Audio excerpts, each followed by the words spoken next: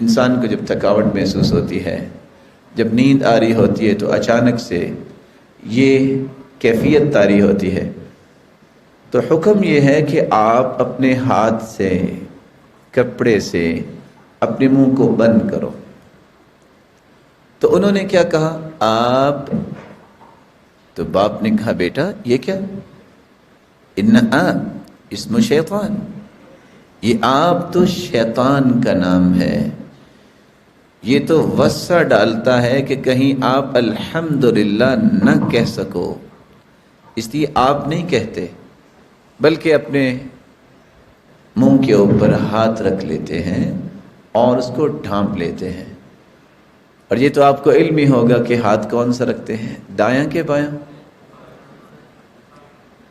اب دو قول ہو گئے ہیں، اختلف العلماء علی قولین، علماء کے اختلاف ہوا ہے، بعض علماء جو بیٹھے ہیں وہ کہہ رہے ہیں دایاں، اور بعض اچھا سیدھا رکھیں گے یا الٹا؟ ہاں دایاں اور سیدھا، اور میرے محترم پیچھے کھڑے فرما رہے ہیں کہ دایاں ہوگا اور الٹا۔ چلو فیصلہ ہم کرواتے ہیں، اللہ کے رسول صلی اللہ علیہ وسلم دایاں رکھتے تھے یا بایاں، الٹا یا سیدھا؟ اللہ اکبر۔ ما تساءب نبی اللہ قط، اللہ کے رسول کو پوری زندگی جمائی آئی نہیں ہے، تو دائیں بائیں کا معنی کیا ہوا؟ ما تساءب نبی اللہ قط، کیونکہ رسول اللہ صلی اللہ علیہ وسلم نے فرمایا العطاس من اللہ، العطاس من اللہ والتثاؤب من الشیطان، چھینک اللہ کی طرف سے آتی ہے کہ انسان کی سرکولیشن میں کسی قسم کی پرابلمز آتی ہیں تو چھینک کی وجہ سے وہ سرکولیشن کی جو پرابلمز ہیں وہ حل ہو جاتی ہیں، اور تثاؤب جو ہے جمائی یہ شیطان کی طرف سے ہوتی ہے، اور اللہ کے رسول صلی اللہ علیہ وسلم کو پوری زندگی جمائی آئی نہیں ہے۔ لیکن آپ نے حکم ضرور بیان کیا ہے کہ کسی کو اگر جمائی آئے تو راوی نے ہاتھ رکھ کے دکھایا، اپنے چہرے پہ ہاتھ رکھیے اور اپنے انگوٹھے انگلی کے ساتھ اپنے نوز کو بھی بند کیجئے، یہ ہے ادب۔ تو رسول اللہ صلی اللہ علیہ وسلم کے ادب کا بھی آپ نے سنا، اور ساتھ یہ جانا کہ آب یہ شیطان کا نام ہے۔ رسول اللہ صلی اللہ علیہ وآلہ وسلم کے صحابی ہیں، ان کا نام ہے عثمان بن ابی العاص۔ عثمان بن ابی العاص رضی اللہ تعالیٰ عنہ کہتے ہیں یا رسول اللہ صلی اللہ علیہ وسلم ان الشیطان قد حال بینی وبین صلاتي وقراءتی، شیطان میری نماز اور میری قرات میں حائل ہو جاتا ہے۔ جب میں نماز شروع کرتا ہوں تو طرح طرح کے خیالات آنے شروع ہو جاتے ہیں، اچھا ابھی تو وہ کام رہتا تھا، اچھا ابھی تو وہ کرنا تھا۔ اور ہو سکتا ہے کہ اللہ نہ کرے آپ کے ساتھ بھی کبھی ایسا مسئلہ ہوا، سچ سچ بتانا ہے۔ اللہ کے رسول میں کیا کروں؟ تو آپ صلی اللہ علیہ وسلم نے فرمایا فَإِذَا أَحْسَسْتَ، اگر نماز کے اندر آپ کو کوئی تخیلات کی وادی میں لے جائے شیطان کہ یہ کام ہے اور فلاں کام ہے، تو تم 3 کام کیا کرو۔ کتنے کام؟ پہلا کام وَادْفُلْ عَلَى يَسَارِكَ ثَلَاثًا، آپ قیام میں کھڑے ہیں، آپ رکوع میں ہیں، آپ سجدے میں ہیں، کچھ سمجھ نہیں آ رہی کہ میری کتنی رکعتیں ہوئیں، کچھ سمجھ نہیں آ رہی کہ میں کیا پڑھ رہا ہوں، اور آپ کسی اور خیالات میں چلے گئے ہیں۔ جس حالت میں ہیں اپنے چہرے کو معمولی سا لیفٹ سائڈ پہ موو کرو اور پھر 3 مرتبہ تھتکار دو۔ 3 مرتبہ آپ تھتکاریے۔ کیسے؟ آپ قیام میں ہیں، معمولی سا لیفٹ کیجئے، 3 مرتبہ تھتکاریے، اور تیسرا کام یہ لفظ پڑھیے اعوذ باللہ من خنزب۔ آپ پسند کریں گے کہ ہم مل کے پڑھ لیں؟ اعوذ باللہ من خنزب۔ رسول اکرم صلی اللہ علیہ وسلم نے فرمایا یہ شیطان ہے جس کا نام ہے خنزب۔ اس کا کام ہی یہ ہے کہ نماز میں انسان کے خیالات کو ادھر ادھر لے جاتا ہے۔ صحابی کہتے ہیں فَفَعَلْتُ ذَلِكَ فَأَذْهَبَهُ اللَّهُ عَنِّي، میں نے یہ علاج کیا، پھر زندگی میں مجھے کبھی نماز میں خیال نہیں آیا۔ اللہ تعالیٰ نے اس مصیبت کو مجھ سے دور فرما دیا۔ اور آج کل تو حالات ہی یہ ہیں، اللہ تعالیٰ آپ سب کو سلامت رکھے۔ وہ اتفاق سے عصر کی نماز ہو رہی تھی تو 3 رکعتیں پڑھنے کے بعد امام محترم نے سلام پھیر دیا، اور بھول جانا کوئی بڑی بات نہیں ہے۔ اللہ کے رسول صلی اللہ علیہ وسلم جس جیسی ہستی اللہ نے اس کائنات میں پیدا ہی نہیں کی، اور نہ قیامت تک ایسی ہستی آ سکتی ہے۔ آپ نے ظہر کی نماز پڑھائی اور 2 رکعتیں پڑھنے کے بعد آپ نے سلام پھیر دیا، تو بھول جانا یہ بڑی بات نہیں۔ لیکن یہاں ایک اور معمہ حل ہو گیا، 3 رکعتیں پڑھنے کے بعد سلام پھیرا، پہلی صف اور دوسری صف بھی خاموش رہی۔ پیچھے سے ایک شخص نے کہا جناب آپ نے 3 رکعتیں پڑھی ہیں۔ کہا نہیں ہم نے تو 4 پڑھی۔ کہا آپ کو کیسے پتہ چلا؟ اس کا جواب سنیے گا۔ کہا جناب میں ہر روز عصر کی نماز پہ اپنی 4 دکانوں کا حساب 1 رکعت میں کرتا ہوں، میری تو 1 دکان بچ گئی۔ اس کو بھی یہ ٹینشن نہیں ہے کہ میری 1 رکعت رہ گئی، اس بیچارے کو یہ پریشانی ہے کہ میری 1 دکان کا حساب رہ گیا ہے۔ اور رسول اللہ صلی اللہ علیہ وآلہ وسلم نے جو عبادت اور نماز بتائی ہے، ان تعبد اللہ کأنک تراہ، نماز کو اس طرح پڑھو کہ تم اپنے رب کو دیکھ رہے ہو۔ فإن لم تكن تراہ فإنہ یراک، اگر یہ یقین نہیں آپ کا بنتا تو یہ یقین تو ہونا چاہیے کہ تمہارا رب تمہیں ضرور دیکھ رہا۔ رسول اللہ صلی اللہ علیہ وسلم نے ایک چوتھا نام بیان کیا ہے، ولہن، یہ شیطان کا نام ہے۔ یہ وضو کے اندر وسع ڈالتا ہے۔ آپ نے دیکھا ہوگا، اللہ نہ کرے کہ آپ میں سے کوئی ایسا ہو، بعض لوگ وضو کرنے لگتے ہیں اور وضو کرتے ہی جاتے ہیں۔ بھئی آپ کا وضو نہیں ہوا، بس ابھی ہو جاتا ہوں فارغ۔ اب حدیث کہتی ہے کہ آپ وضو کے اعضاء کو 1 مرتبہ بھی دھو سکتے ہیں، 2 مرتبہ بھی دھو سکتے ہیں، اور 3 مرتبہ بھی دھو سکتے ہیں۔ اور 3 مرتبہ سے زیادہ جو وضو کے اعضاء کو دھوتا ہے، وہاں لفظ ہے فقد اعتدى وظلم واساء، اس نے برائی بھی کی، اس نے زیادتی بھی کی، اس نے ظلم بھی کیا۔ کیونکہ اللہ کے رسول صلی اللہ علیہ وسلم نے اپنے وضو کے اعضاء کو 3 مرتبہ سے زیادہ نہیں دھویا۔ امام مالک رحمۃ اللہ علیہ کے پاس ایک شخص آ گیا۔ شیطان جب وسع ڈالتا ہے تو صرف وضو میں نہیں ڈالتا، غسل میں بھی ڈالتا ہے۔ بعض لوگ شاور لینے لگیں گے 1 گھنٹہ لگائیں گے، اور ابھی بھی ان کو شک ہوگا نہ جانے میں نے غسل صحیح کیا ہے کہ نہیں کیا۔ تو امام مالک رحمۃ اللہ علیہ کے پاس ایک شخص آیا اور کہتے میں نے ویسے 5 مرتبہ غسل کیا ہے، 5 مشکیزیں بہائے ہیں، لیکن ابھی مجھے شک ہے کہ پتہ نہیں میرا غسل ہوا ہے کہ نہیں ہوا۔ تو انہوں نے بڑے ہی خوبصورت انداز میں ایک بات کہہ دی، کہا آپ پہ تو غسل فرض ہی نہیں ہے۔ کہا جی وہ کیسے؟ کہا مجنون پہ تو کوئی غسل فرض نہیں ہوتا۔ 5 مشکیزیں پانی کے آپ نے ضائع کر دیے، اور ابھی آپ یہ سوچ رہے ہو کہ میرا غسل ہوا ہے کہ نہیں ہوا۔ یہ شک پیدا کرنا یہ شیطان کا کام ہے۔ ولہان وضو کے اندر شک پیدا کرتا ہے۔ آپ 6 سے 7 مرتبہ بازو کو دھوتے ہیں، اور ابھی یہ ہوتا ہے پتہ نہیں دھلا ہے کہ نہیں دھلا۔ انسان کو ہمیشہ یقین پہ بنیاد رکھنی چاہیے۔ الیقین لا یزول الا بالیقین، شک تو کوئی ایسا کلیہ اور قاعدہ نہیں ہے جس کی بنیاد پہ انسان یقین کو توڑ دے۔ تو رسول اللہ صلی اللہ علیہ وسلم کے اس فرمان میں ولہان ایک شیطان کا نام آیا ہے، اگرچہ اس حدیث پہ علماء نے کلام بھی کی ہے۔ شیطان کی کنیت ابو قطرہ، ابو مرہ ہے۔ ابو قطرہ کا مطلب آگ والا، اس کا کام ہی ہے آگ کی دعوت دینا، اور ابو مرہ کا مطلب کڑواہٹ والا، اس کے پیچھے جو لگتا ہے اس کی زندگی میں کوئی لذت نہیں رہ جاتی۔ رسول اللہ صلی اللہ علیہ وسلم کے اوپر جو قرآن نازل ہوا ہے وہ شیطان کی اصلیت کو ظاہر کرتا ہے۔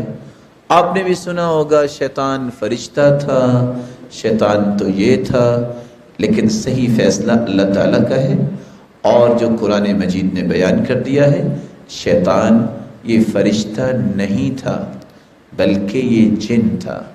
ارشاد ربانی ہے وَإِذْ قُلْنَا لِلْمَلَائِكَةِ اسْجُدُوا لِآدَمَ فَسَجَدُوا إِلَّا إِبْلِيسَ كَانَ مِنَ الْجِنِّ فَفَسَقَ عَنْ أَمْرِ رَبِّهِ أفتتخذونه وذريته أولياء من دوني وهم لكم عدو بئس للظالمين بدلا وإذ قلنا للملائكة اسجدوا لآدم، اور جب ہم نے کہا فرشتوں سے کہ تم بھی سجدہ کرو تو فرشتوں نے تو سجدہ کیا، لیکن ابلیس نے سجدہ نہ کیا۔ کان من الجن، یہ ابلیس یہ جنوں میں سے تھا۔ ففسق عن امر ربه، اس نے اپنے رب کی نافرمانی کی۔ افتتخذونه وذريته اولیاء، جس شیطان نے اپنے رب کی نافرمانی کی ہے کیا تم اسے اور اس کی اولاد کو اپنے دوست بناؤ گے؟ وَهُمْ لَكُمْ عَدُوٌّ، وہ بھی تمہارا دشمن ہے اور اس کی اولاد بھی تمہاری دشمن ہے، اس لیے اس کو دوست مت بناؤ۔ اور آپ نے ابھی چند لمحات پہلے یہ بات سنی کہ ہر سرکشی کرنے والا، نافرمانی پہ اپنے آپ کو لگانے والا شیطان ہوتا ہے۔ شیطان جنوں میں سے بھی ہے جو بنیادی طور پہ تھا، اور شیطان انسانوں میں سے بھی ہوتے ہیں۔ رسول اللہ صلی اللہ علیہ وسلم نے مسجد میں بیٹھے سیدنا ابو ذر رضی اللہ تعالی عنہ سے کہا تعوذ باللہ من شیاطین الانس والجن، اللہ کی پناہ میں آ جایا کرو کہ آپ کو شیطان جن، آپ کو انسان شیطان جو ہے ان دونوں سے اللہ بچا لے۔ صحابی سوال کرتے ہیں یا رسول اللہ اول الانس شیاطین، جنوں میں سے تو شیطان ہیں لیکن کیا انسانوں سے بھی کوئی شیطان ہوتا ہے؟ کہا تو آپ نے قرآن نہیں پڑھا؟ تو اللہ کے رسول صلی اللہ علیہ وسلم نے قرآن مجید کی یہ آیت پڑھ کے سنائی وَكَذَلِكَ جَعَلْنَا لِكُلِّ نَبِيٍّ عَدُوًّا شَيَاطِينَ الْإِنسِ وَالْجِنِّ يُوحِي بَعْضُهُمْ إِلَى بَعْضٍ زُخْرُفَ الْقَوْلِ غُرُورًا وَلَوْ شَاءَ رَبُّكَ مَا فَعَلُوهُ فَذَرْهُمْ وَمَا يَفْتَرُونَ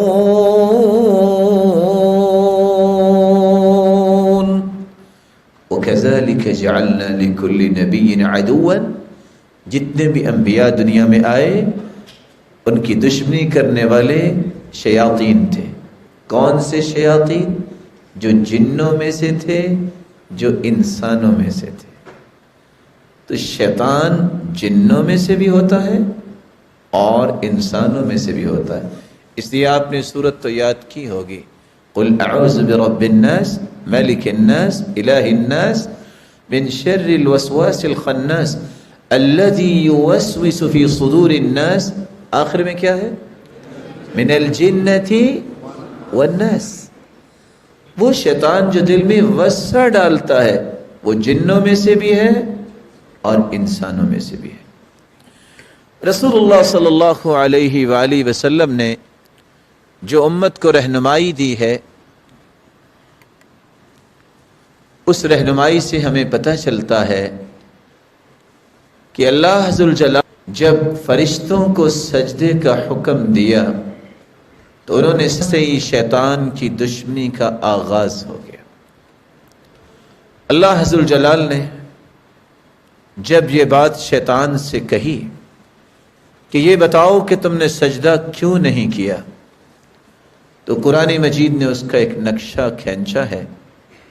اللہ ذوالجلال فرماتے ہیں قال ما منعك ألا تسجد إذ أمرتك قال أنا خير منه خلقتني من نار وخلقته من طين۔ یہ بتاؤ تم نے سجدہ کیوں نہیں کیا؟ اس نے وہاں اللہ کے حکم کو ترجیح نہ دی، اپنی عقل سے فیصلہ کرنا چاہا، اپنی خواہش کو مقدم کیا۔ عقل کا فیصلہ اس کا کیا نکلا؟ کہتا ہے اس کو تو اللہ اپنے مٹی سے بنایا، آدم کو، مجھے آگ سے بنایا، میں اس سے بہتر ہوں، میں اسے سجدہ کیوں کروں؟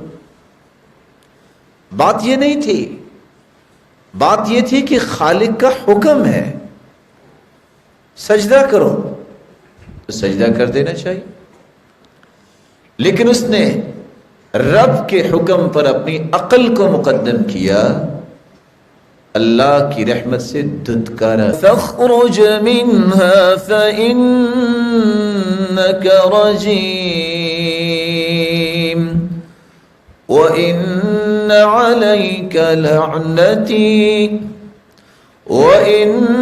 عليك لعنتي إلى يوم الدين۔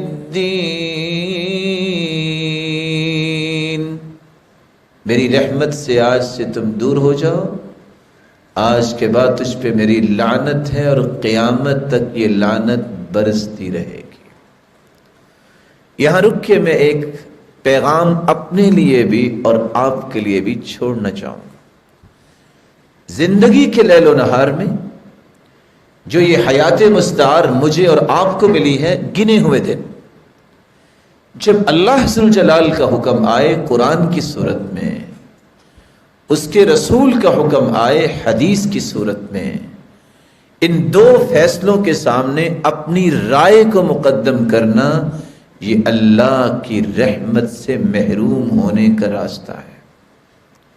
اور قرآن نے اس کی بڑی واضح ایک آیت نازل کی ہے۔ قرآن مجید میں اللہ ذوالجلال فرماتے ہیں وَمَا كَانَ لِمُؤْمِنٍ وَلَا مُؤْمِنَةٍ إِذَا قَضَى اللَّهُ وَرَسُولُهُ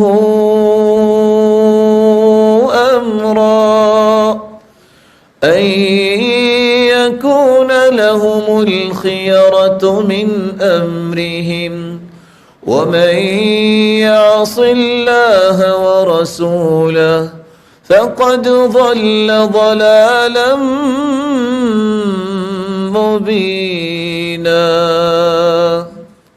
کسی مومن مرد کے لیے جائز نہیں، کسی مومنہ عورت کے لیے جائز نہیں کہ جب اللہ کا فیصلہ آ جائے قرآن کی شکل میں، اس کے رسول کا فیصلہ آ جائے حدیث کی شکل میں، پھر وہ اپنی منمانی کرے، پھر وہ اپنی رائے کو مقدم کرے، اپنی سوچ کو، اپنی دانش کو مقدم کرے۔ جو ایسا کرتا ہے وہ اللہ اور اس کے رسول کا نافرمان قرار دیا جاتا ہے، اور ایسا شخص واضح گمراہی میں چلا گیا۔ آپ نے سنا ہوگا محمود و ایاز کا نام سنا ہوا ہے؟ کس کس نے سنا ہوا ہے؟ اس کا مطلب ہے صرف چند لوگوں نے سنا ہے۔ کون تھے محمود و ایاز؟ اب تو ماشاءاللہ اہل دانش ہیں، یہ مبارک چہرے تو پڑھنے لکھنے والے ہیں۔ وہ سب وزراء بیٹھے تھے نا، وزراء کو بڑی کوفت تھی کہ ایاز کے ساتھ محمود کی بڑی جو ہے محبت ہے، تو انہیں کہ ہیرا تھما دیا، کہتے اس کو زمین پہ مارو. تو سارے وزراء کانپنے لگ گئے کہ آپ نے اگر ہمیں مارنا ہی ہے، قتل کرنا ہے، تو آپ بہانہ تو نہ بنائیں، ہم یہ ہیرا کیسے جو ہے خزانے کا توڑ دیں. چلتے چلتے جب ایاز کے پاس پہنچے تو ایاز نے پکڑا اور زمین پہ دے مارا اور ہیرا توڑ دیا. کہا ایاز یہ کیا کیا؟ کہا آپ کا آرڈر تھا. اس نے وزراء کو یہ سمجھانا تھا کہ ایاز مجھے پیارا اس لیے لگتا ہے، اس کو یہ کبھی سوچ نہیں آئی میرا نقصان ہے کہ فائدہ ہے، آرڈر ماننا ہے. رب تعالیٰ کے ہر فیصلے میں خیر ہے. اس کے حکم، رب کے حکم کی تعمیل میں کبھی لاس ہوتا ہی نہیں ہے. وہاں یہ سوچ میں پڑ جانا کہ میں نماز پڑھوں کہ نہ پڑھوں، میں قرآن پڑھوں کہ نہ پڑھوں، میں دین کے کام کروں کہ نہ کروں، یہ فیصلہ کرنا ہی اس وقت جو ہے اصل بہادری ہے کہ نہیں کرنا ہے. اور آپ کے علم میں ہے کہ جب وہ ایک دن کھانا کھاتے کھاتے محمود نے ایاز کو ککڑی کا ایک ٹکڑا دیا اور آدھا خود لے لیا اور کھانے لگے تو بہت کڑوا تھا، تو ایاز سارا کچھ کھا گیا. کہتے ارے آپ نے کیسے کھا لیا؟ تو بہت کڑوا تھا. کہا جب میں نے منہ سے لگایا تو کڑوا تو تھا، لیکن میں نے سوچا یہ وہی ہاتھ دے رہا ہے نا جس نے ہمیشہ میٹھی چیزیں دی ہیں، اگر آج کڑوی آ گئی ہے تو ان کو نیگلیکٹ تو نہیں کرنا چاہیے. رب کے حکم کی تعمیل تکبر کی وجہ سے، اپنی رائے کو مقدم کرنے کی وجہ سے، اپنی عقل کے اس وقت پیمانے اور پیرامیٹرز لگا لینا کہ میں دیکھتا ہوں کہ یہ صحیح ہے کہ نہیں صحیح، میرے اور آپ کے اندر صلاحیت ہی نہیں ہے کہ ہم شریعت کو پیمائش کر سکے اور شریعت کو وزن دے سکے کہ یہ صحیح ہے کہ نہیں صحیح. صحیح وہ ہے جس کو اللہ نے اتار دیا ہے. اور یہاں ایک بات پہ میں اور آپ اتفاق کریں، کیا آپ کو اور مجھے اپنے بارے میں اتنا علم ہے جتنا اللہ کو علم ہے؟ مجھے بھی اپنے بارے میں اور آپ کو بھی اپنے بارے میں اتنا علم نہیں ہے جتنا میرے رب کو میرے اور آپ کے بارے میں علم ہے. کیونکہ ہم کہاں سے آئے، ہمیں بنایا کس نے ہے؟ جو بنانے والا ہے اس کو مجھ سے زیادہ علم ہے میری ضرورت کیا ہے، میں کیا چاہتا ہوں، میرے لیے خیر کیا ہے، میرے لیے شر کیا ہے، کون سی اچھائی مجھے چاہیے، کس وقت چاہیے، کتنی چاہیے. یہ سارے اندازے اللہ تعالیٰ کے ہی صحیح ہیں، اور اللہ تعالیٰ نے جو فیصلے کرنے ہیں اسی پہ ہی اطمینان کرنا چاہیے. اس لیے امام غزالی کہا کرتے تھے آپ کسی شخص کو کہو کہ لکھو کیا چاہتے ہو، اپنی ساری توانیاں لگا کے وہ لکھ لے، پھر اس کو اللہ تعالیٰ کا لکھا اگر دکھا دے اللہ تعالیٰ تو وہ چیخ کے کہے گا مجھے یہ نہیں چاہیے جو میں نے لکھا ہے، مجھے وہ چاہیے جو میرے رب نے لکھا ہے. کیونکہ میری تو عقل وہاں تک سفر ہی نہیں کر سکتی جو رب تعالیٰ نے نعمتیں رکھی ہیں، جو رب تعالیٰ نے وہاں جنت کے ایسے ایسے تحائف رکھے ہیں. لا عین رأت، کسی آنکھ نے ایسی نعمتیں آج تک دیکھی نہیں. ولا اذن سمعت، کسی کان نے آج تک ان کا تذکرہ نہیں سنا. ولا خطر على قلب بشر، آج تک کسی کے دل میں ایسا خیال تک نہیں آیا جو رب تعالیٰ نے جنت میں مسلمانوں کے لیے، مومنوں کے لیے نعمتیں تیار کر رکھی ہیں. تو اللہ عز الجلال نے جب شیطان کو اپنی رحمت سے دھتکار دیا تو شیطان نے اس وقت ایک اللہ عز الجلال کے سامنے گزارش رکھی. قال رب فانظرنی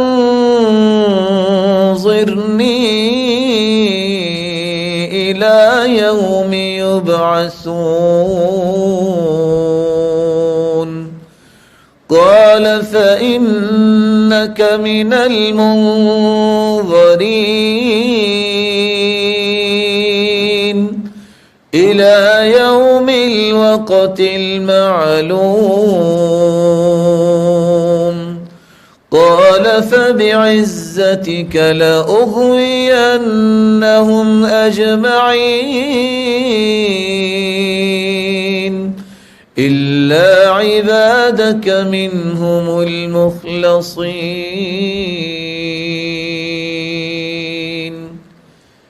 اللہ تو نے مجھے اپنی رحمت سے تو دھتکار دیا، مجھے قیامت تک مہلت دے دے کہ میں تیری مخلوق کو اپنا ساتھی بنانے کی کوشش کروں. اللہ ذو الجلال نے فرمایا تجھے اجازت ہے جاؤ، لیکن یاد رکھنا تم میری قسم اٹھا کے یہ کہہ رہے ہو کہ میں ان کو صحیح راستے سے گمراہ کروں گا؟ میرے نیک بندے، میرے مخلص بندے تیرے شکنجے میں نہیں آئیں گے، الا عبادک منہم المخلصین، جو خالص لوگ ہیں، جن کو رب تعالیٰ کی محبت ہوگی، جن کو رب تعالیٰ کی نعمتوں کا یقین ہوگا، جو رب تعالیٰ کی جنتوں کے وارث بننا چاہتے ہیں، وہ شیطان کے شکنجے میں نہیں آئیں گے۔ تو اللہ عز الجلال نے شیطان کو یہ کہہ دیا کہ تم نے میری قسم اٹھا کے یہ کہا ہے نا کہ میں ان کو جہنم میں لے کے جاؤں گا، تو میں اپنی عزت کی بھی قسم اٹھاتا ہوں اور اپنے تقدس کی بھی قسم اٹھاتا ہوں، جب تک ان کی زبان پہ استغفار رہے گا میں بھی ان کو بڑے بڑے گناہوں کے بعد بھی معاف کرتا رہوں گا۔ جب تک یہ معافی مانگتے رہیں گے میں ان کی زندگی کے سارے گناہوں کو معاف کر کے صرف معافی کا ہی پرمٹ جاری نہیں کروں گا، بلکہ میں ان کے گناہوں کو نیکیوں میں تبدیل کر دوں۔ تو شیطان نے اس وقت سے انسان کو گمراہ کرنا شروع کیا۔ کون سے طریقوں سے انسان کو شیطان گمراہ کرتا ہے؟ آئیے اس تیسرے نقطے کے متعلق چند باتیں سنیے۔ شیطان کا سب سے پہلا حملہ جو انسان پر ہوتا ہے وہ انسان کے دل میں وسوسہ پیدا کرتا ہے۔ کیسے انسان کے دل میں وسوسہ پیدا کرتا ہے؟ اچانک سے جو انسان کی زندگی میں دل میں خیال آتا ہے اس کو عربی زبان میں خاطرہ بولتے ہیں۔ آپ پسند کریں گے تھوڑا سا میرے ساتھ چلیں؟ سب سے پہلی بات، اچانک سے جو دل میں خیال آئے اور فوراً نکل جائے اس کو عربی زبان میں خاطرہ کہتے ہیں۔ کیا کہتے ہیں؟ اس وقت تک شیطان کا کوئی حصہ نہیں ہوتا۔ اعوذ باللہ کہہ کر، اعوذ بوجہ اللہ کہہ کر اگر آپ وسوسے کو نہیں توڑتے تو تھوڑا سا وقت اور آپ کے دل و دماغ میں اس فکر، اس سوچ نے گزارا تو یہ وسوسہ ہم بن جائے گا۔ کیا بن جائے گا؟ فکر۔ یہ فکر کا روپ دھار لیتا ہے۔ آپ اس فکر کو بھی توڑ سکتے ہیں، اللہ کا ذکر کرنے لگ جائیں، استغفر اللہ، لا الہ الا اللہ، لا حول ولا قوت الا باللہ۔ اگر آپ اس فکر کو بھی نہیں توڑتے تو یہ آپ کا ارادہ بن جائے گا۔ آپ کا ارادہ اگر بن گیا ہے آپ اس کو بھی توڑ سکتے ہیں۔ اپنے آپ کو بہادر بنائیے، میں نہیں کروں گا یہ کام، فوراً اللہ کے ذکر میں لگ جائیے۔ اگر آپ اس ارادے کو بھی نہیں توڑتے تو یہ دل کے نہال خانے میں جتنے بھی رجحانات ہیں اس پہ غلبہ پا لیتا ہے اور یہ نیت بن جاتی ہے۔ آپ اس نیت کو بھی توڑ سکتے ہیں کہ میں نے برائی کی نیت کی ہے، میں نہیں برائی کروں گا، اور طریقہ ایک ہی ہے، یا نوافل پڑھیے یا اللہ کا ذکر کیجیے۔ آپ اگر نیت کو نہیں توڑتے تو یہ آپ کا عزم بن جائے گا۔ آپ عزم جب کر لیں برائی کا پھر بھی آپ توبہ کر سکتے ہیں، نہیں یہ میں نے غلط کیا ہے، اور چھوڑ دیں اس کو، رب تعالیٰ کے ذکر میں اپنے آپ کو لگا لیں۔ اگر آپ نے عزم کو بھی نہ توڑا تو یہ آپ کی زبان پہ الفاظ بن کے جاری ہو جائے گا، قول بن جائے گا۔ آپ کی زبان نے غلط بول بھی دیا، آپ 3 مرتبہ پڑھ لیں، استغفر اللہ، استغفر اللہ، استغفر اللہ، رب تعالیٰ اسے معاف فرما دیتے ہیں۔ لیکن اگر آپ نے قول پہ بھی اصرار کیا، بار بار یہ باتیں کی غلط، جس طرح رسول اللہ صلی اللہ علیہ وسلم نے فرمایا تھا کہ اللہ عز وجل ان اللہ یبغض الفحش والتفحش، اللہ فحش گوئی کو بھی ناپسند کرتے ہیں اور فحاشی کو بھی ناپسند کرتے ہیں۔ آپ نے اگر قول کو نہ توڑا تو یہ آپ کا عمل بن جائے گا، آپ کا رویہ بن جائے گا، آپ کی زندگی کا زاویہ بن جائے گا۔ آپ اگر غلط کام کر بھی لیا، اللہ کی رحمت کا اندازہ کیجئے، جو گناہ لکھنے والا فرشتہ ہے نا، ان صاحب الشمال لیرفع القلم 6 ساعات عن العبد المسلم المخطئ، اللہ تعالیٰ نے اس کو حکم دیا ہوا ہے کہ 6 گھڑیوں تک تم نے بندہ مومن کے گناہ کو لکھنا نہیں ہے۔ ساعہ گھڑی کو کہتے ہیں، ساعہ گھنٹے کو بھی کہتے ہیں۔ 6 گھڑیوں تک فرشتہ وہ قلم لے کے کھڑا رہتا ہے، شاید یہ توبہ کر لے، شاید پلٹ کے آ جائے، شاید اس کو اللہ تعالیٰ کا ڈر اور خوف آ جائے، وہ نہیں لکھتا۔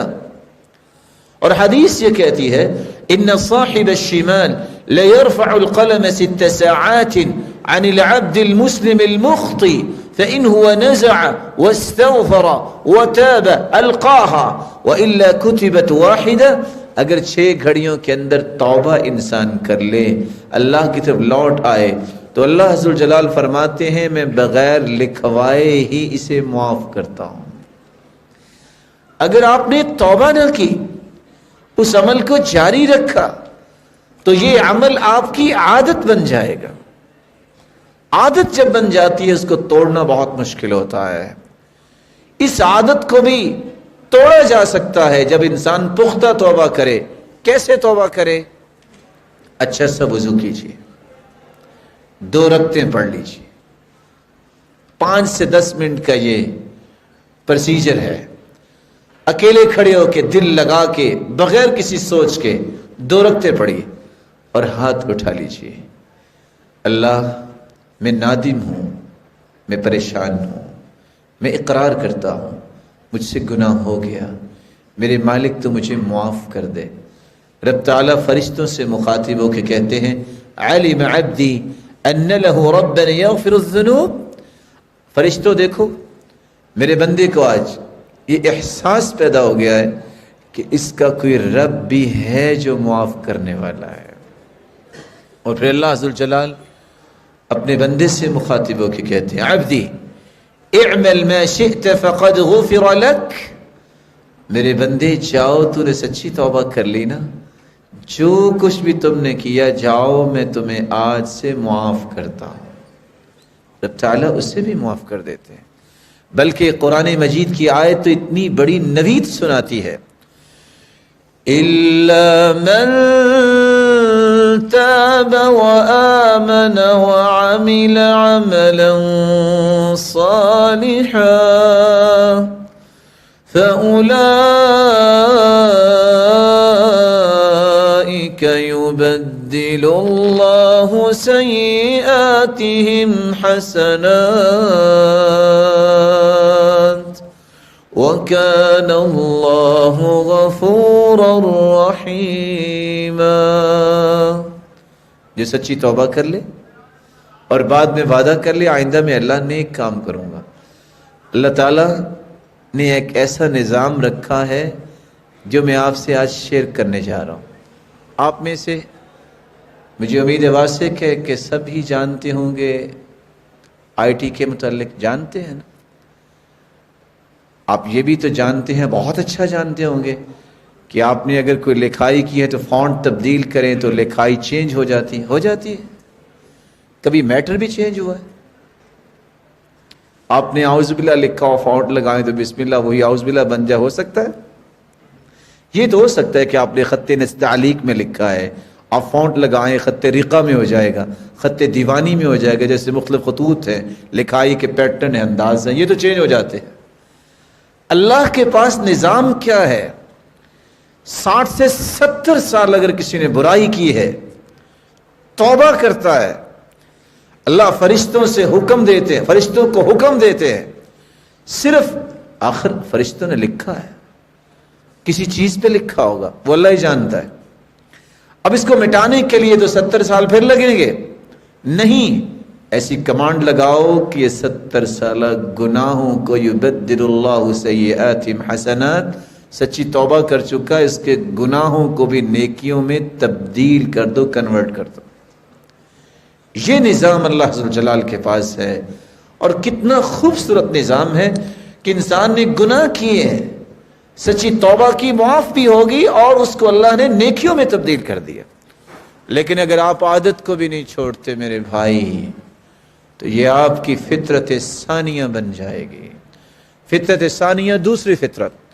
فطرت اولا کیا ہے؟ اسلام، कुल्लु मौलूदिन यूलदु अलल फित्रा फअबवाहु युहव्विदानी औ युनस्सिरानी औ युमज्जिसानी।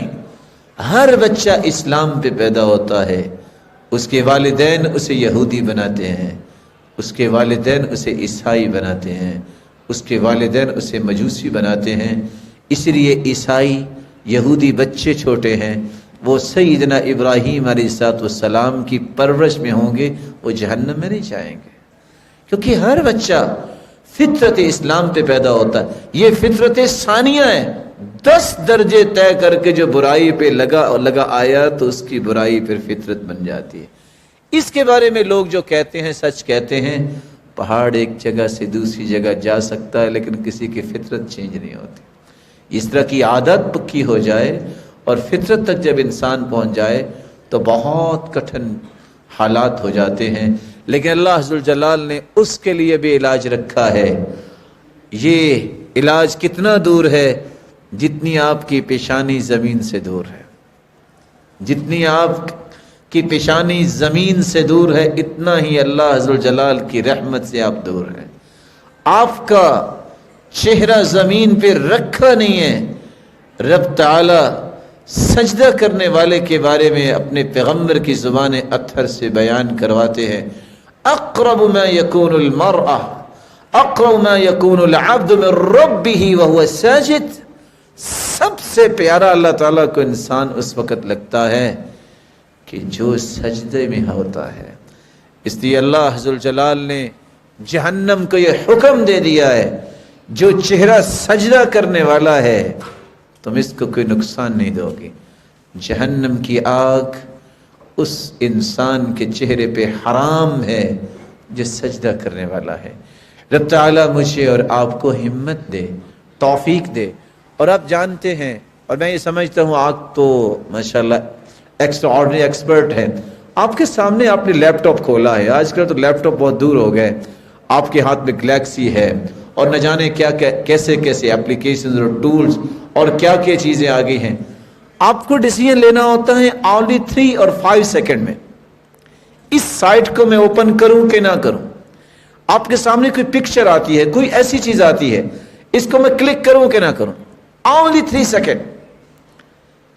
ये अगर आप कंट्रोल कर ले नहीं और आप फौरन उसको बॉदर ही ना करें, आप अपने आप को शैतान की इस बुराइयों की दलदल से हमेशा के लिए महफूज कर पाएंगे। और अगर किसी को ये परेशानी लायक है कि मैं बार बार कोशिश करता हूँ लेकिन बात नहीं बनती, एक छोटा सा मशवरा है, दे दूँ आपको। जब भी किसी को ज़हन आए कि मैंने कुछ देखना है तो जहाँ बहुत सारे लोग उसके रिलेटिव्स बैठे उसके दरमियान में आके बैठ के फिर खोल के देखे, ठीक है? चुपके तो अकेला होगा ना, कहेगा कोई नहीं देख रहा, लेकिन उसका रब देख रहा है, उसका रब फिर भी देख रहा है। अब्दुल्लाह बिन मसूद रज़ियल्लाहु तआला अन्हु जब एक चरवाहे के पास गए और चरवाहे से कहा एक जानवर मुझे दे दो, कहते नहीं। कहते क्यों? तो मेरे मालिक ने मना किया है। कहा तो मालिक कौन सा देख रहा है, आप कीमत ले लो। कहना भेड़िया खा गया। कहा नहीं, मेरा मालिक तो नहीं देख रहा, लेकिन मेरे मालिक का मालिक तो देख रहा है, मैं इसको जवाब कह दूंगा। इसी लुकमान हकीम जब फौत होने लगे तो बेटे ने कहा अब्बा जान सारी चीजें अपने साथ ही ले जानी है, मुझे भी कुछ बताओ। कहा बेटा लिखो, बेटा गुनाह करने को जी चाहे तो कर लेना, लेकिन वहां जाके करना जहां अल्लाह ना देखता हो। क्या ख्याल है आपका? बेडरूम में तो नहीं अल्लाह ताला देखते कि देखते हैं? आपके अपने कमरे में तो जाहिर एक नहीं डबल गेट भी हो सकता है ना, डोर भी हो सकता है ना, और वहां तो आपके सिस्टम भी हो सकते हैं कि बाहर की आवाज अंदर ना आए, अंदर की आवाज बाहर ना जाए, रिकॉर्डिंग सिस्टम जैसे होता है। फिर कहा बेटा अगर गुनाह करने को जी चाहे तो कर लेना, लेकिन अल्लाह की जमीन पे न करना, किसी और जगह जाके कर लेना। कहां जाएगा? अल्लाह की जमीन के सिवा को और जगह है? फिर कहा बेटा अगर गुनाह करने को जी चाहे तो कर लेना, लेकिन उतना करना जितनी सजा सहने की तेरे जिस्म में ताकत है। اللہ ذوالجلال ہم سب کو محفوظ فرمائے۔ تو وسوسہ یہ پہلا طریقہ ہے شیطان کا جس سے وہ انسان کو ڈیٹریکٹ کرتا ہے، رب تعالیٰ سے دور کرتا ہے۔ اور دوسرا طریقہ، شیطان انسان کو رب سے دور کرتا ہے تو اسلام کے اصول میں شک پیدا کرتا ہے۔ اسلامی اصول کیا ہے؟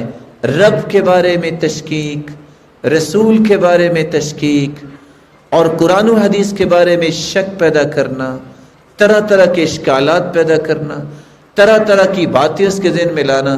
حدیث کے الفاظ ہیں، شیطان دل میں خیال ڈالتا ہے، من خلق السماء، بتاؤ آسمان کس نے بنایا؟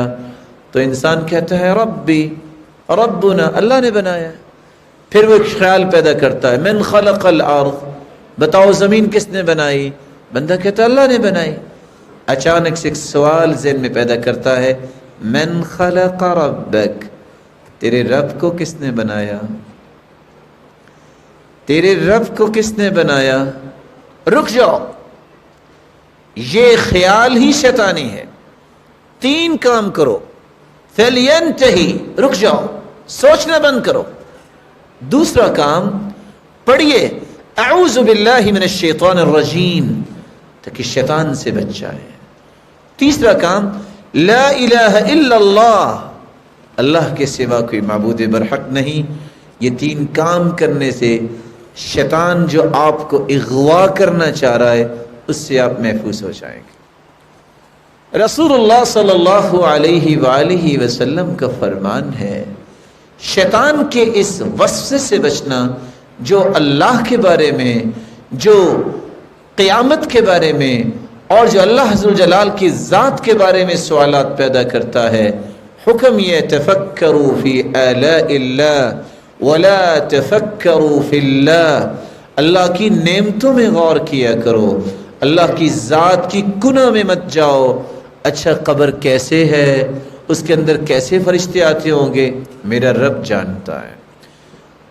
قیامت کا ماحول، جنت جہنم کیسے ہے، جیسے قرآن و حدیث نے بیان کر دی۔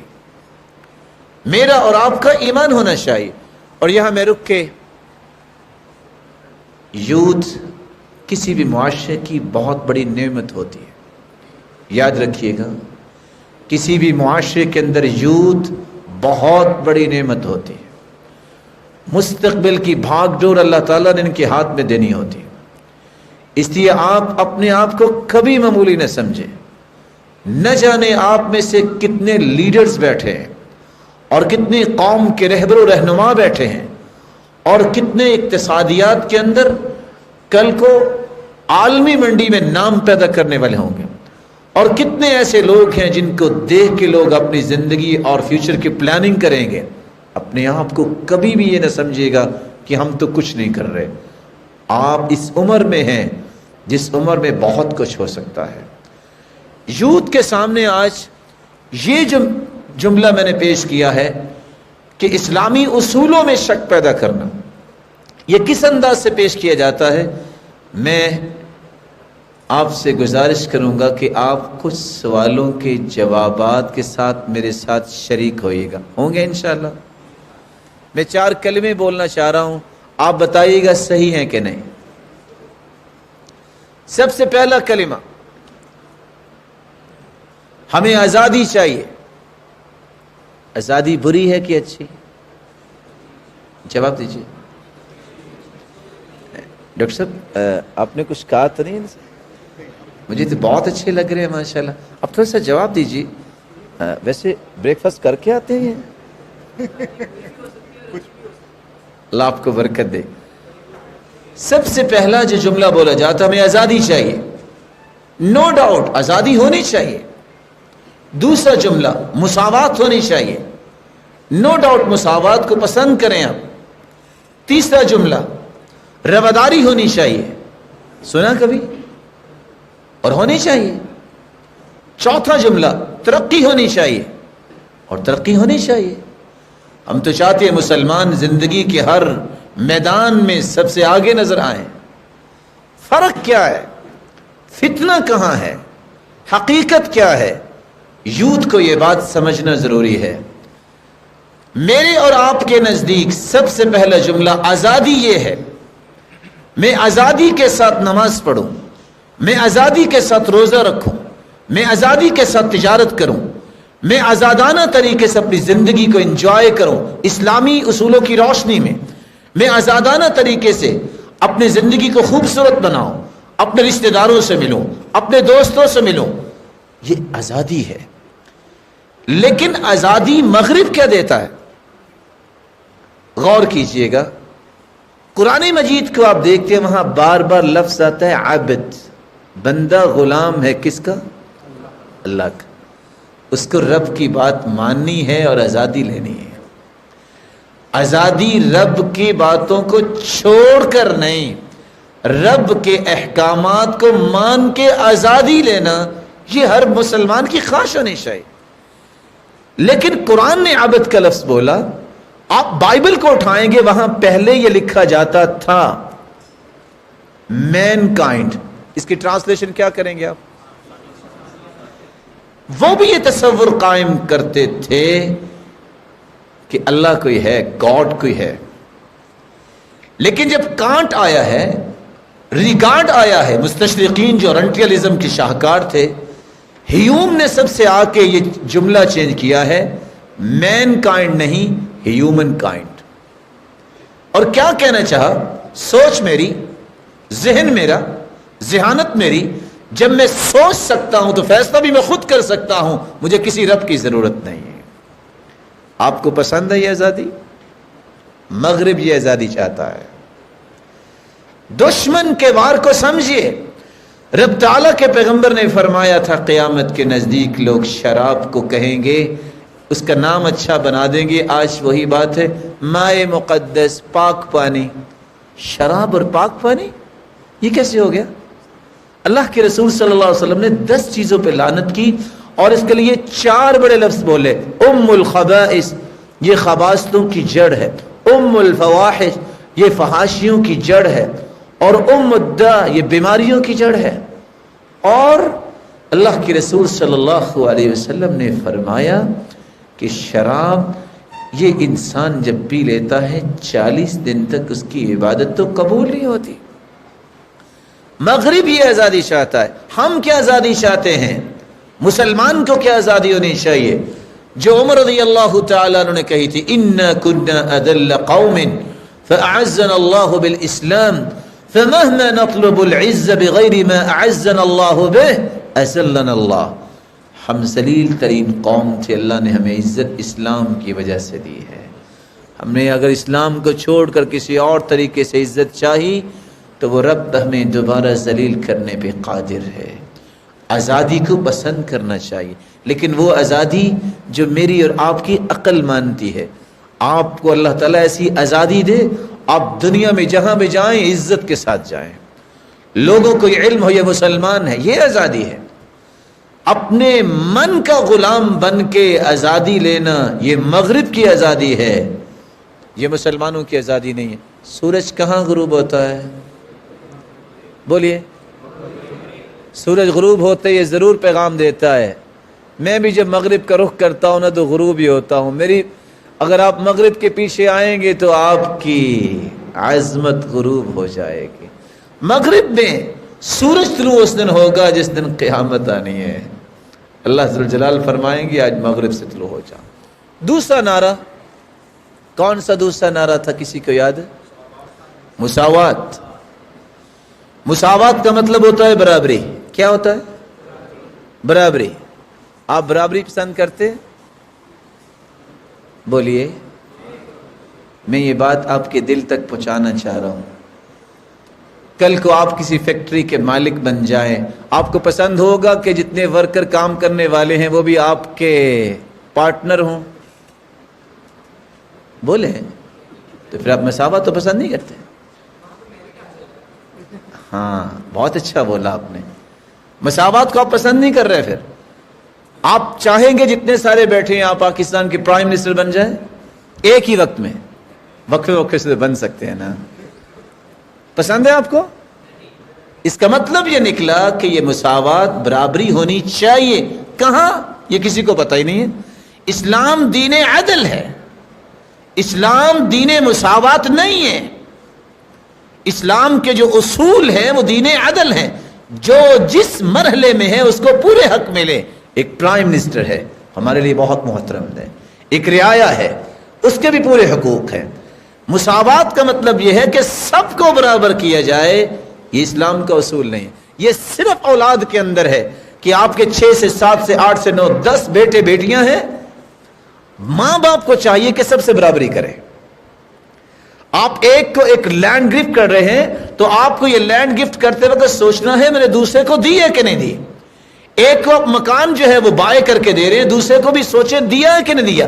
یہاں آپ کو سووا بین اولادکم، اپنی اولاد میں مساوات کرو، جس طرح تم چاہتے ہو کہ تمہاری پوری اولاد آپ کی خدمت برابری میں کرے، آپ کو احترام دے. مساوات یہاں ہوگی. اگر مساوات کا اصول ہو کسی کو اللہ نے 7 یا 6 فٹ کا قد دیا ہے اور کسی کا 4 فٹ کا قد ہے، مساوات کیسے ہوگی؟ وہ 2 فٹ کاٹ دے؟ بولیے، آپ سمجھنے کی کوشش کیجئے. کیا اس جو ہے 4 فٹ کے آدمی کو ہم 6 فٹ تک لے جا سکتے ہیں؟ نہیں. جو اس کے حقوق ہے اس کو پورے دیے جائیں گے، جو اس کے حقوق ہے اس کو پورے دیے جائیں گے. میں تو نہیں کہتا، لیکن ایک بات بیان کی گئی سنا دیتا ہوں. بمنطق المساواہ، لکھنے والے لکھتے ہیں اگر مساوات کا اصول دنیا میں نافذ کر دیا جائے تو بمنطق المساواہ تو ہوگا کیا جو ہم نہیں کر سکیں گے کہ بہت سارے دانشمند یہ کہیں گے کہ 1 سال تو عورت کو بچہ جننا چاہیے تو 1 ساتھ مرد کو بھی ایسا کرنا چاہیے. ہو سکے گا؟ بمنطق المساواہ. اسلام کہتا ہے عدل کرو، اولاد میں برابری مساوات کرو. مغرب کے سامنے عدل کیا ہے، مساوات کیا ہے جو نعرہ بار بار میں اور آپ سنتے ہیں؟ ذرا غور سے سنیے گا. میرا اور آپ کا عقیدہ ہے 1,44,000 صحابہ حجۃ الوداع کے موقع پہ تھے، سارے مل جائیں ایک نبی نہیں بن سکتا. بن سکتا ہے؟ نہیں بن سکتا. لاکھوں تابعین مل جائیں ایک صحابی کی عظمت کو نہیں پہنچ سکتے. پہنچ سکتے ہیں؟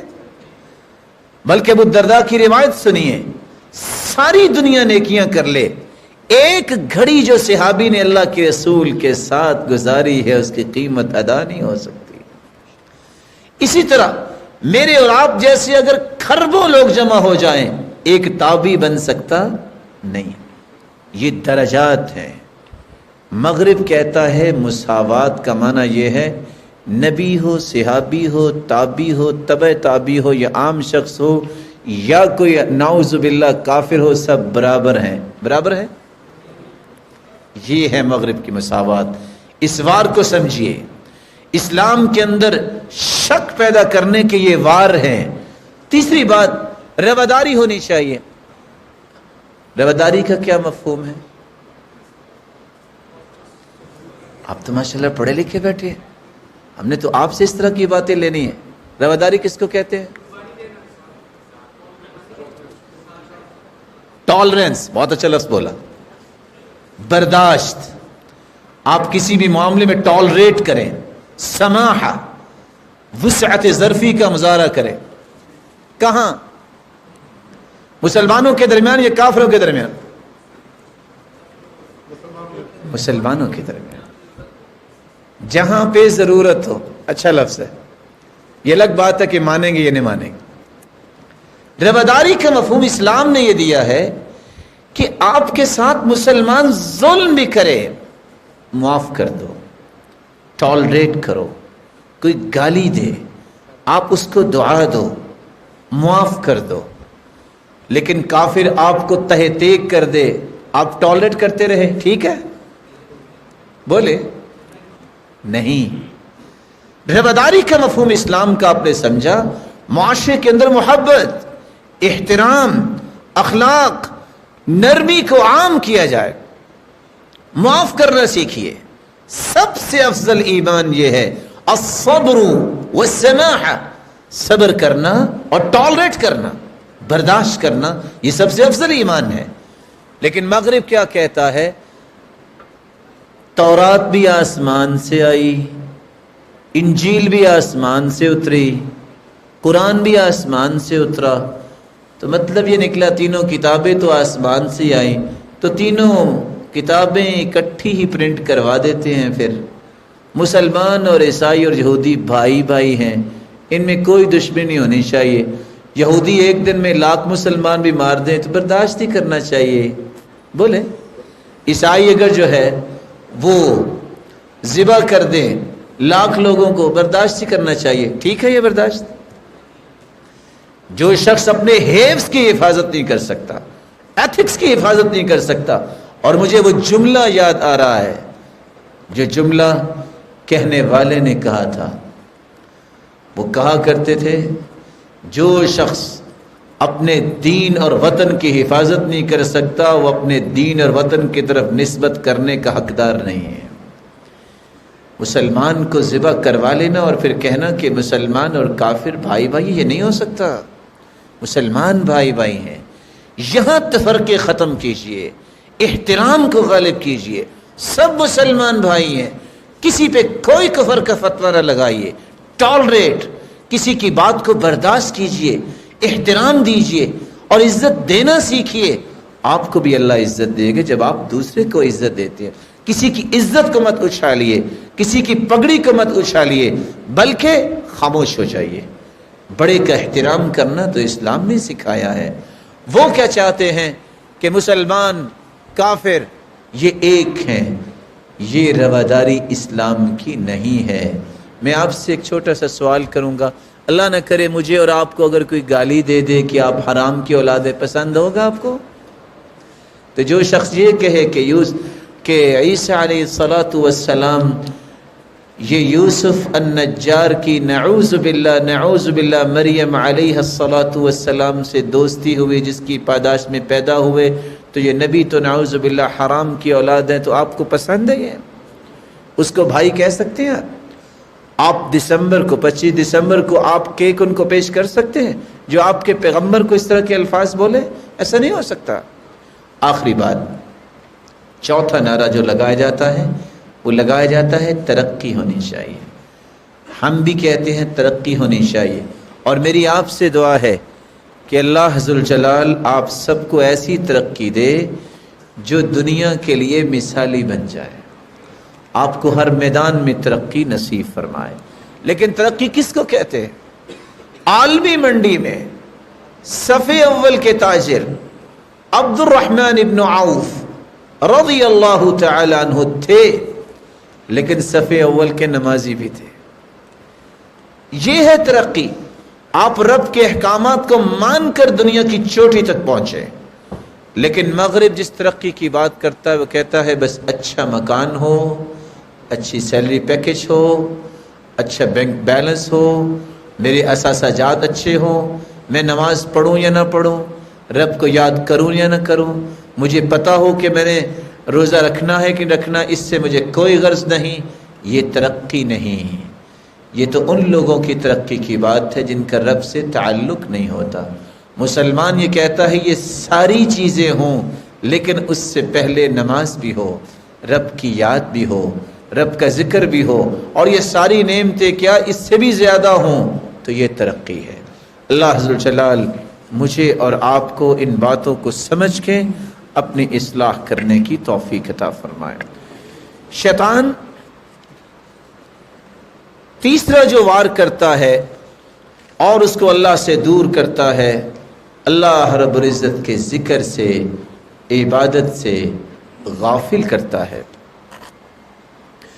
استحوذ عليهم الشيطان فأنساهم ذكر الله أولئك حزب الشيطان ألا إن حزب الشيطان هم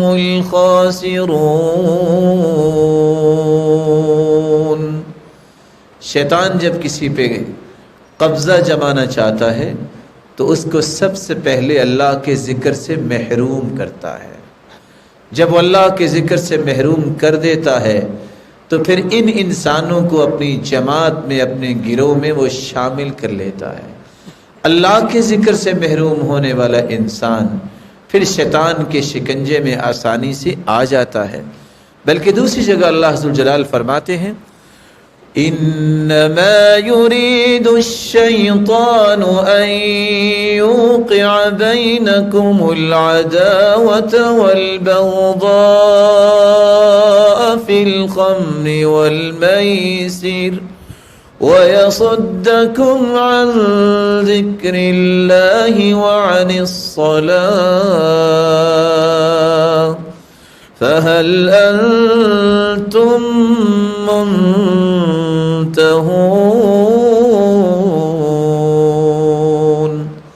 شیطان تمہیں جہاں اللہ کے ذکر سے روکتا ہے وہاں اللہ کی عبادت سے بھی روکتا ہے۔ اس کا جی چاہتا ہے، وہ چاہتا ہی یہ ہے کہ کسی طریقے سے نماز چھوڑیں، کسی طریقے سے نماز میں سست ہو جائیں۔ رسول اکرم صلی اللہ علیہ وسلم نے یہ بھی فرمایا کہ شیطان جہاں سستی پیدا کرتا ہے وہاں بے حیائی کو خوبصورت بنا کے، باطل کو مزین کر کے انسان کے سامنے پیش کرتا ہے۔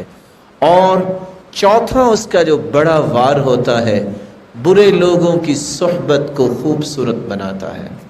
ایسے لوگ جو نماز نہیں پڑھیں گے، جو شراب نوشی کریں گے، جو شیطان کے شکنجے میں آ چکے ہیں، ایسے لوگوں کو دوست بنانے کی خواہش پیدا کرتا ہے۔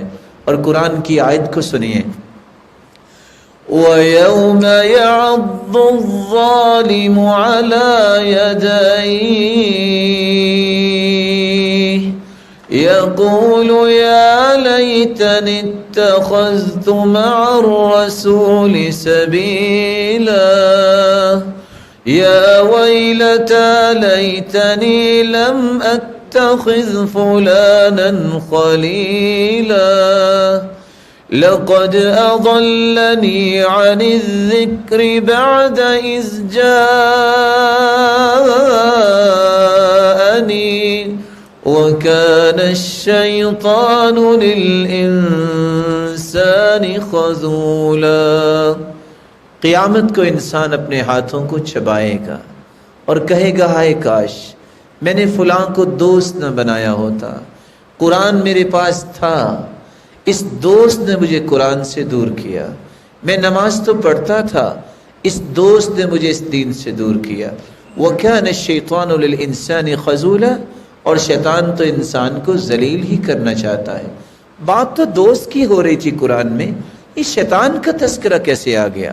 مفسرین کہتے ہیں کہ وہ دوست جو آپ کو نماز سے روکتا ہے، قرآن سے روکتا ہے، اچھائی سے روکتا ہے، وہ انسانی شکل میں شیطان ہی تو ہے، اس سے بچیے۔ المرء علی دین خلیلی، ہر شخص اپنے دوست کے دین پر ہوتا ہے۔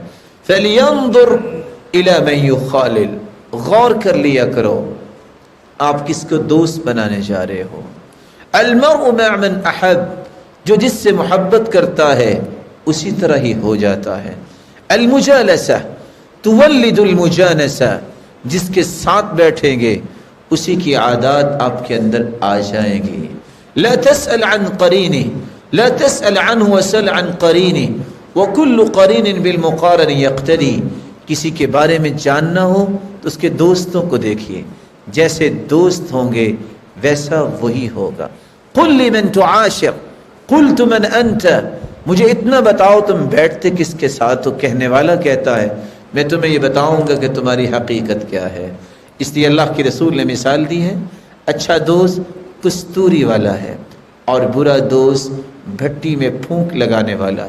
کستوری والے کے پاس اگر آپ جائیں، یا تو اما ان یحزیک، آپ کو گفٹ دے گا کستوری، اگر وہ گفٹ نہیں دیتا آپ خرید لیں گے، گفٹ سے بھی آپ کو خوشبو آئی، آپ نے خرید لی کستوری تب بھی خوشبو آئی، نہیں تو کستوری والے کے پاس بیٹھنے سے جب تک آپ بیٹھے رہیں گے آپ خوشبو میں معطر رہیں گے۔ اچھے دوست کے پاس جب آپ جاتے ہیں، اچھا دوست آپ کو اچھی نصیحت کرتا ہے، یا آپ اس سے کچھ سوالات کر کے پوچھ کے کچھ رہنمائی لے لیتے ہیں، اور نیک لوگوں کے پاس بیٹھنے سے بھی اللہ کی رحمت کا نزول ہوتا ہے. اور برا دوست اس پھونکنے میں پھونک مارنے والا ہے جو آگ جلا رہا ہے، آپ اس کے پاس جائیں گے یا تو چنگاری اڑے گی، آپ کے لباس کو جلا دے گی، نہیں تو دھواں تو برداشت کرنا پڑے گا.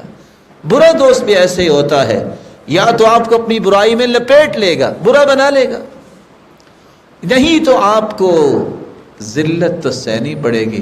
اور آج تو حقائق یہ بتاتے ہیں کہ اگر 3 بجے کوئی شخص مسجد کا رخ کر رہا ہو نا تہجد پڑھنے، اور کچھ چور بھی جا رہا ہو، نہ اس کو پتا یہ کون ہے نہ اس کو پتا یہ کون ہے، اور چوری ہو جاتی ہے، تو FIR میں نام کس کا آتا ہے؟ دونوں کا. کیوں؟ حالانکہ وہ بیچارہ تہجد پڑھنے مسجد جا رہا ہے، معمولی سے ساتھ کی وجہ سے بھی اس کو مصیبت آ جاتی ہے. اس لیے 5واں طریقہ جس سے شیطان اللہ عز الجلال کی رحمت سے انسان کو دور کرتا ہے، وہ گھروں کو خراب کرتا ہے، میاں بیوی کی لڑائی کرواتا ہے، مسلمانوں کے آپس میں تعلقات کو خراب کرتا ہے. رسول اکرم صلی اللہ علیہ وسلم نے فرمایا ان الشیطان اعیس ان یعبدہ المصلون فی جزیرۃ العرب. شیطان مایوس ہو گیا، جزیرہ عرب کے لوگ شیطان کی پوجا نہیں کریں گے، ولیکن بالتحریش بینہم، لیکن ایک دوسرے کے خلاف باتیں کر کر کے لڑائیاں کروا دے گا. اور اللہ کے رسول صلی اللہ علیہ وسلم نے فرمایا کہ شیطان نے اپنا تخت بنایا ہوا ہے، پانی پہ رکھا ہوا ہے، ثم یبعث سرایاہ، پھر اپنے چیلوں کو بھیجتا ہے، پھر وہ رپورٹ دیتے ہیں. حدیث لمبی ہے، صحیح مسلم کی روایت. ایک جب آ کے کہتا ہے فعلت کذا و کذا، آج میں نے اتنے قتل کروا دیے، تو شیطان ابلیس کہتا ہے ما صنعت شیئا، کیا کیا؟ مسلمانوں کے تو عقیدے بڑے اچھے ہیں، وہ کہتے ہیں بچے 2 اچھے نہیں، جتنے بھی ہوں اتنے ہی اچھے ہیں. آپ نے کتنے قتل کروائے ہیں؟ 100. اللہ تعالیٰ نے ان کو کتنے ہزاروں بچے دے دیے، تم نے کیا کیا؟ وہ بیٹھ جاتا. دوسرا کہتا ہے فعلت کذا و کذا، میں نے یہ کیا. کیا کیا؟ کہتے چوری کروائی. کہ کتنی چوری ہوئی ہے؟ مسلمان تاجر سچ بولتے، جھوٹ نہیں بولتے. تم نے چند لاکھ کی چوری کروائی، ان کو کروڑوں کے پروفٹس اللہ نے دے دیے، تم نے کیا کیا؟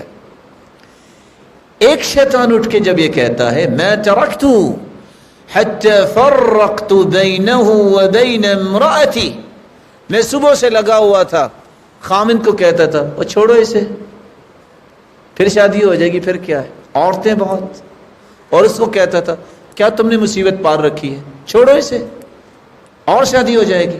اب خامد اپنے گھر میں ہے، بیوی اپنے گھر میں ہے، اس وقت شیطان ابلیس اپنے تخت سے کھڑا ہوتا ہے.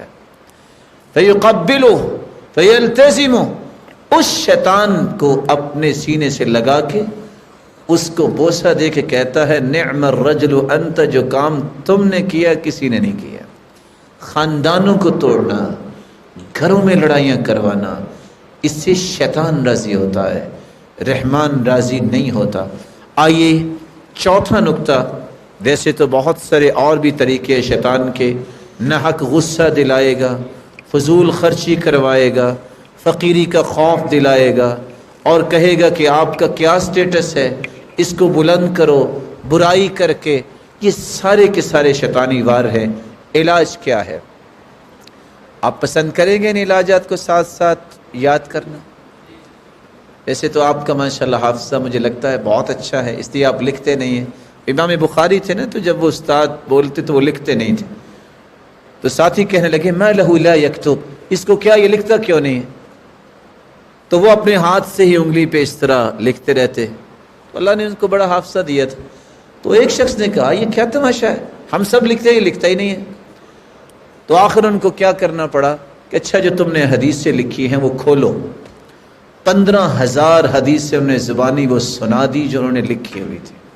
تو مجھے بھی امید ہے کہ یہ سارا درس آپ کے ذہن میں لکھا جا رہا ہے، اور آپ ضرور سب کے سب ڈاکٹر صاحب کو لکھ کے دے دیں گے. کہ یہ ایسے ہی ہوگا، اس لیے لکھنے نہ رہے. علاج کیا ہے؟ وسوسہ ہو، شیطان کا کوئی بھی ہتھ کنڈا ہو، پہلا علاج میرے بھائی اپنے آپ کو اللہ کی ضمانت میں لے جائیے، رب سے گزارش کیجیے، اللہ میں اپنے آپ کو تیری پناہ میں دیتا ہوں، تیرے سوا مجھے شیطان سے کوئی نہیں بچا سکتا۔ کیسے اللہ کی پناہ میں اپنے آپ کو دینا چاہتا ہوں اور کیسے اللہ تعالیٰ کی پناہ میں اور آپ آ سکتے ہیں، غور سے سنیے گا۔ سب سے پہلی بات، اگر آپ قرآن کی تلاوت کرنا چاہتے ہیں تو یہ پڑھیے اعوذ باللہ من الشیطان الرجیم، تو گویا آپ نے اپنے آپ کو اللہ کی پناہ میں دے دیا۔ دوسری بات، آپ نماز کے اندر کھڑے ہیں اور شیطانی وسوسہ اس طرح آتا ہے کہ آپ کو نماز اور تلاوت بھلا دیتا ہے، تو آپ یہ پڑھیے اعوذ باللہ من خنزر، یہ پڑھنے سے آپ اللہ کی ضمانت میں چلے جائیں گے، شیطان خیالات نہیں لائے گا۔ تیسری بات، آپ کو جب بھی غصہ آئے تو اللہ کی پناہ میں اپنے آپ کو دے دیجئے۔ آپ کیا پڑھیے؟ اعوذ باللہ من الشیطان الرجیم۔ کیا پڑھا جائے؟ صحابی کہتے ہیں کہ ایک دن ہم بیٹھے بیٹھے ایک شخص نے غصہ دلا دیا، اور جس کو غصہ دلایا اس نے اٹھ کے اپنے بازو کھولے اور وضو کرنے لگ گئے۔ پہلے جب بازو کھولے تو ہم خوفزدہ ہو گئے کہ لڑائی ہوگی، جب وہ وضو کرنے لگ گیا تو ہم نے کہا شاید پاک صاف ہو کے لڑیں گے، تو وضو کر کے جب آئے تو آ کے کہتے ہیں سنو، میرے دادا عطیہ نے مجھے بیان کیا کہ اللہ کے رسول نے فرمایا غصہ شیطان سے ہے، شیطان آگ سے بنا ہے، اور آگ کو ٹھنڈا کرنے کے لیے پانی جو ہے وہ استعمال کرتے ہیں، اس لیے جب کسی کو غصہ آئے تو وہ اعوذ باللہ پڑھ لے، نہیں غصہ جاتا تو وضو کر لے۔ ویسے تو یہ بھی حدیث ہے کہ کھڑا ہو تو بیٹھ جائے، بیٹھا ہے تو لیٹ جائے، لیکن گراؤنڈ اور ریالٹیز یہ بتاتی ہیں کہ بندہ لیٹا بھی ہو غصہ آئے تو اٹھ کے دوڑ پڑتا ہے، ایسا ہی ہوتا ہے۔ اللہ عز و جلال ہمیں محفوظ فرمائے۔ چوتھی جگہ، جب آپ کسی جگہ پڑاؤ ڈالتے ہیں، ہو سکتا ہے کہ آپ کاغان کی وادی میں جائیں یا کسی جگہ جائیں، تو آپ اللہ تعالیٰ کی ضمانت میں جائیں۔ کیسے؟ اعوذ بکلمات اللہ التامات من شر ما خلق۔ جب یہ پڑھ کے آپ کسی جگہ بیٹھیں گے، رب تعالیٰ کے فضل سے جب تک آپ اپنے گھر واپس نہیں آ جاتے، اس وقت تک آپ کو کوئی چیز تکلیف نہیں دے سکتی۔ جن تو دور کی بات ہے، شیطان تو دور کی بات ہے، موذی چیز بھی آپ کو تکلیف نہیں دے سکے گی۔ امام اوزاعی رحمۃ اللہ علیہ کہا کرتے تھے کہ میں یہ دعا تو سیکھتا سکھاتا تھا، زندگی میں ایک مرتبہ میں یہ دعا پڑھنا بھولا، اس دن ہی مجھے بچھو نے کاٹ لیا۔ پانچواں طریقہ جس سے آپ شیطانوں سے بچنے کے لیے اللہ کی ضمانت میں جا سکتے ہیں، آپ جب واش روم میں جاتے ہیں تو یہ دعا پڑھیے اعوذ باللہ بسم اللہ اللہم انی اعوذ بک من الخبث والخبائث۔ جن جو ہیں شیاطین اور جنیوں سے اللہ مجھے محفوظ فرما۔ اور یہاں رک کے میں ایک بات ضرور آپ سے کہوں گا، آپ تو نوجوان ہیں، آپ کو جنوں سے خوف تو نہیں آتا؟ نہیں آتا؟ پکی بات ہے۔ ہو سکتا ہے کہ آپ کے اندر بھی کوئی جن بیٹھا اور آپ کو نظر نہ آ رہا ہو، آپ زندگی میں خوف کھائیے گا بھی نہیں، بہادر بنیے۔ اور کتنے لوگ پریشان ہیں، پریشانی کیوں ہوتی ہے؟ اس طرح کی دعائیں نہیں پڑھتے تو جن واقعی ان کو تنگ کرتے ہیں۔ لیکن یہ یاد رکھیے کہ جب تک آپ پاک رہتے ہیں، بابوز رہتے ہیں اور یہ دعائیں پڑھتے ہیں، دنیا کا کوئی جن آپ کا سامنا نہیں کر سکتا۔ اور میں تو کبھی کبھی پوچھتا ہوں بھائی آپ اتنے پریشان ہو، پتہ نہیں اب کیا ہوگا۔ آپ نے کبھی بریکنگ نیوز دیکھی یا سنی ہے کہ 4 جن آئے گجرانوالہ میں اور 6 لوگوں کو اٹھا کے لے گئے؟ کبھی سنا آپ نے؟ ایسا نہیں ہوتا، ایسا نہیں ہوتا۔ آپ کو بہادر ہونا چاہیے۔ کیسے بہادری آئے گی؟ یہ دعائیں پڑھنے سے، صبح شام کے اذکار پڑھنے سے، سورۃ البقرہ کی تلاوت کرنے سے، آیت الکرسی پڑھنے سے۔ چھٹا طریقہ، رسول اللہ صلی اللہ علیہ وآلہ وسلم صبح شام یہ دم کیا کرتے تھے اپنے بچوں کو، اور یہ پڑھا کرتے تھے اعیذکما بکلمات اللہ التامہ من کل شیطان وہامہ ومن کل عین لامہ۔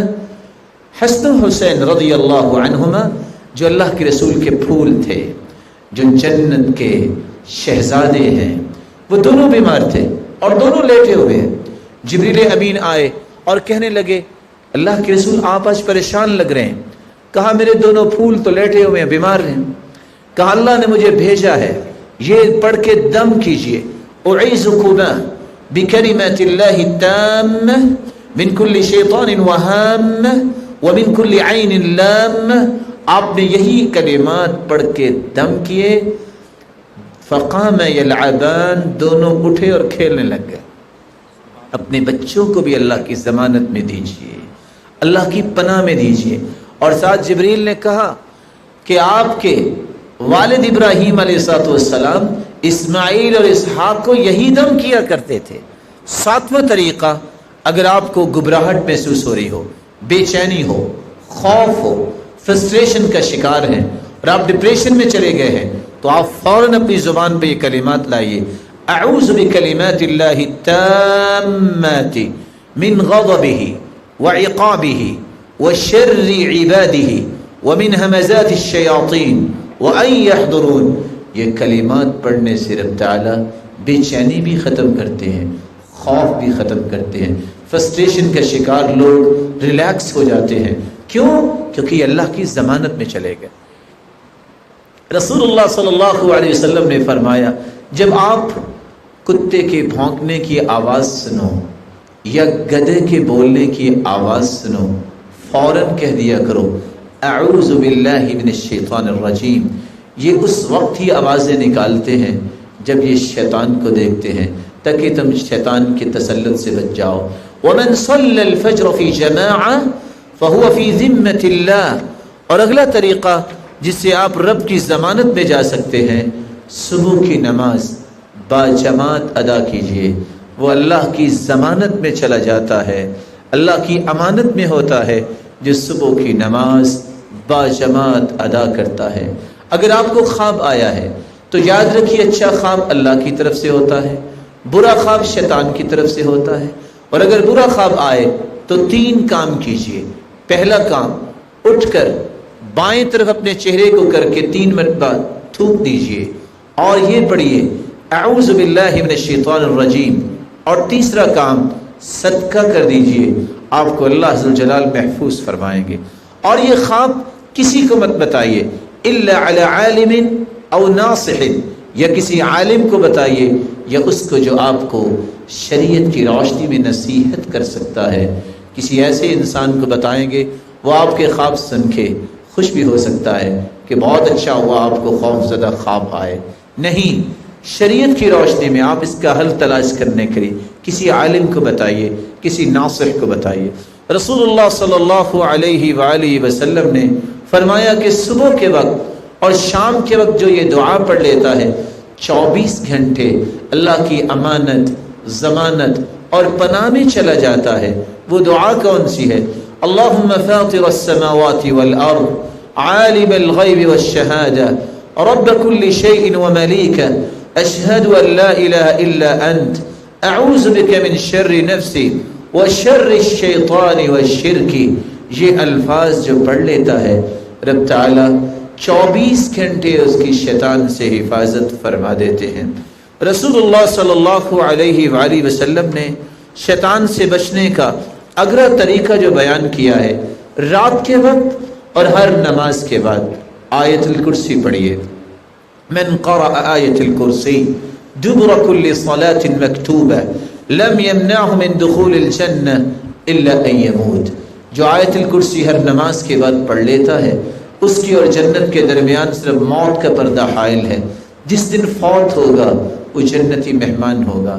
اور جس گھر میں آیت الکرسی پڑھی جاتی ہے جو رات کو پڑھ لے، رسول اللہ صلی اللہ علیہ وسلم کا فرمان ہے، اللہ عز و جلال کے پیارے پیغمبر نے کتنی خوبصورت بات کہہ دی، لن یزال علیک من اللہ حافظ ولا یقربک شیطان حتی تصبح.